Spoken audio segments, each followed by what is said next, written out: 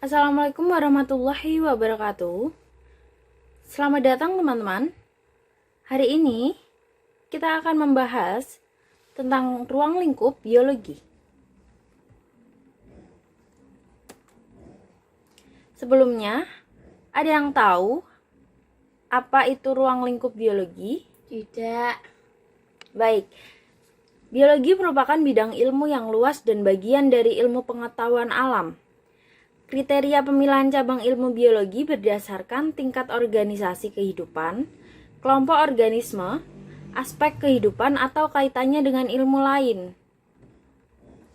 Nah, tujuan pembelajaran hari ini yang pertama, menjelaskan pengertian biologi. Selanjutnya, menjelaskan cabang-cabang biologi. Menentukan cabang biologi yang sesuai untuk mengkaji suatu objek biologi, membandingkan objek dan permasalahan biologi pada berbagai tingkat organisasi kehidupan. Yang selanjutnya, menggali contoh permasalahan biologi pada berbagai tingkat organisasi kehidupan, mengetahui manfaat biologi, dan yang terakhir, melakukan kerja ilmiah sesuai dengan metode ilmiah. Nah, apakah kamu tahu? Berdasarkan tingkat organisasi kehidupan, biologi mencangkup berbagai bidang ilmu yang mengkaji kehidupan dari tingkat molekul hingga tingkat bioma. Cabang ilmu berdasarkan tingkat organisasi kehidupan adalah biomolekuler, biokimia, sitologi, histologi, dan anatomi.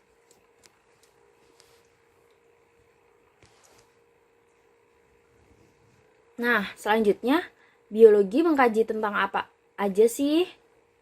Biologi perkembangan mengkaji tentang kehidupan pada tingkat individu.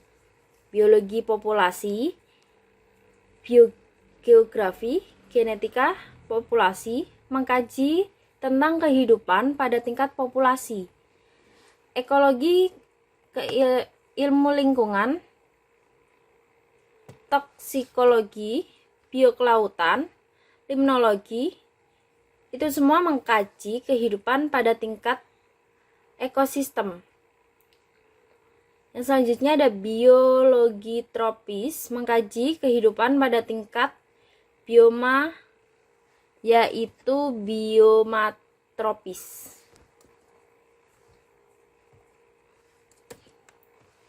Nah, selanjutnya ada cabang biologi yang mempelajari kehidupan pada suatu kelompok organisme.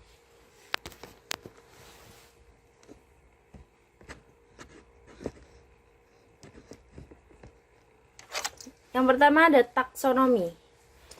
Dia itu mengkaji tentang pengelompokan organisme berdasarkan persamaan dan perbedaan. Virologi, dia mengkaji tentang virus. Yang selanjutnya ada mikrobiologi, mengkaji tentang jamur, ragi, dan kapang. Yang berikutnya ada biologi botani, mengkaji tentang briologi, pteridologi, dan spermatopita. Yang terakhir ada zoologi, mengkaji tentang entomologi, iktiologi, herpetologi, dan mammalogi. Nah, selanjutnya ada cabang biologi berdasarkan aspek kehidupan. Biologi perkembangan mengkaji perkembangan individu organisme. Embriologi mengkaji perkembangan embrio. Anatomi mengkaji struktur internal organisme. Fisiologi mengkaji fungsi-fungsi yang terjadi pada kehidupan organisme. Nah, yang selanjutnya ada cabang biologi yang merupakan kelompok campuran dan terapan. Yang pertama ada biokimia, mengkaji proses-proses kimia dalam sistem kehidupan. Biofisika, mengkaji proses-proses fisika dalam sistem kehidupan. Bioteknologi, mengkaji teknologi yang memanfaatkan organisme. Paleontologi, mengkaji perkembangan sejarah kehidupan berdasarkan catatan fosil. Objek dan permasalahan biologi. Nah, berdasarkan tingkat organisasi kehidupan, objek biologi adalah kehidupan pada berbagai tingkat struktur. Tingkat struktur kehidupan dari terendah hingga tertinggi adalah molekul, sel, jaringan, sistem organ, individu, populasi, komunitas, ekosistem, dan bioma. Nah, berikut adalah tingkat struktur kehidupan dari yang terendah hingga yang tertinggi. Nah, di sini ada yang bisa memanfaatkan. Apa aja sih manfaat belajar biologi? Tidak. Nah, ada beberapa manfaat biologi dalam berbagai bidang. Yang pertama ada dari bidang pertanian dan budidaya. Dengan perekayasaan genetika dapat menghasilkan bibit unggul untuk pertanian dan budidaya. Contohnya ada semangka tanpa biji. Durian bijinya kecil seperti itu. Yang kedua, dengan teknik kultur jaringan, pembudidayaan tanaman dapat dilakukan dengan waktu yang singkat. Nah, contohnya ada budidaya anggrek. Yang kita tahu budidaya anggrek memerlukan waktu yang lama. Nah, karena ada teknik kultur jaringan, budidaya anggrek bisa dilakukan dengan waktu yang singkat. Selanjutnya dalam bidang peternakan, dengan kemajuan ilmu biologi, bidang anatomi hewan, fisiologi hewan, perekayasaan genetika, dan embriologi hewan, telah berhasil ditemukan inseminasi buatan atau kawin suntik. Teknik ini untuk memperoleh hewan ternak dengan kualitas yang diinginkan serta produksi yang meningkat. Yang selanjutnya dalam bidang kedokteran, transplantasi atau pencangkakan organ, pemecahan masalah bagi orang yang mengalami kerusakan organ. Virologi mendasari pengetahuan dan usaha menciptakan vaksin. Teknik bayi tabung, pemecahan masalah bagi suami istri yang kesulitan mendapatkan keturunan. Terakhir ada mikrobiologi mendasari pengetahuan dan usaha menciptakan antibiotik. Selanjutnya ada dalam bidang industri, pemanfaatan mikroorganisme dalam pembuatan industri makanan. Ya, contohnya ada nata de coco, yogurt, kecap, tempe, keju, minuman berfermentasi, dan lain-lain. Yang selanjutnya ada pemanfaatan mikroorganisme dalam industri obat-obatan, misalnya pembuatan antibiotik tertentu.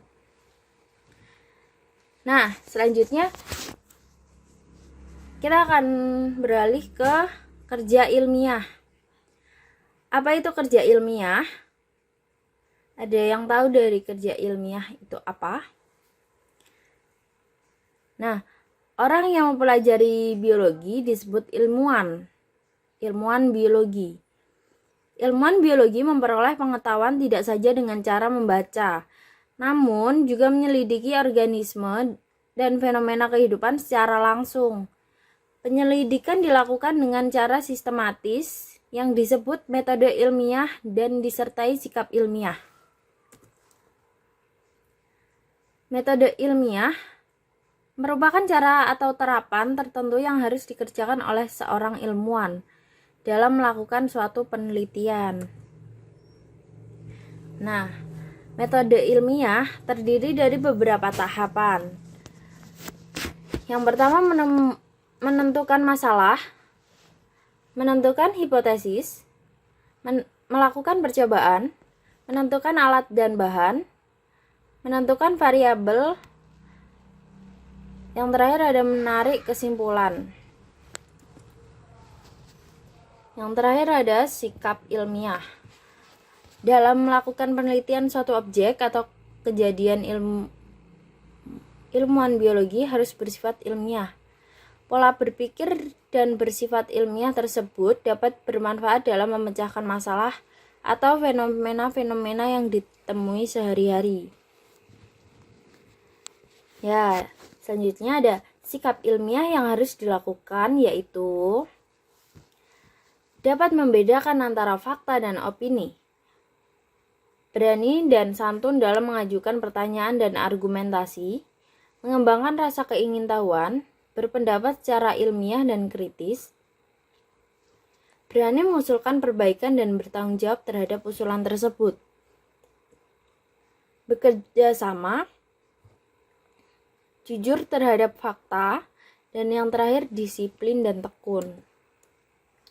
Nah, setelah ada laporan, ada sikap ilmiah, selanjutnya kita beralih pada laporan ilmiah. Nah, setelah melakukan metode ilmiah, hasil percobaan tersebut disusun dalam bentuk laporan ilmiah. Laporan ilmiah berisi penjelasan dalam bentuk uraian dan tulisan yang disampaikan dengan jelas, tidak bertele-tele, sistematis, dan berdasarkan fakta. Berikut susunan laporan percobaan terdiri dari yang pertama rumusan masalah dan hipotesis, yang kedua tujuan, yang ketiga metode, yang keempat hasil, yang kelima pembahasan, dan yang terakhir kesimpulan. Sekian pembelajaran hari ini. Assalamualaikum warahmatullahi wabarakatuh. See you.